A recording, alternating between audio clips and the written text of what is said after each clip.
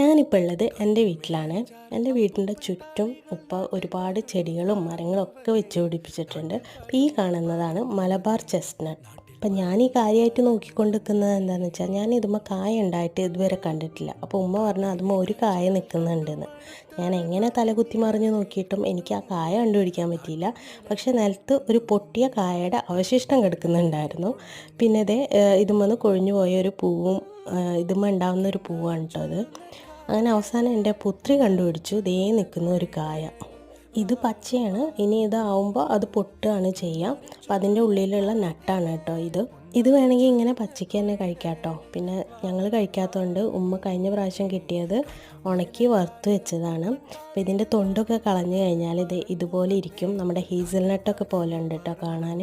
പിന്നെ കഴിക്കുമ്പോൾ നല്ലൊരു നട്ടി ഫ്ലേവറാണ്. ഒരു കപ്പലണ്ടിയുടെ ഒക്കെ ഒരു മിക്സഡ് ഫ്ലേവറായിട്ടാണ് എനിക്ക് തോന്നിയത്.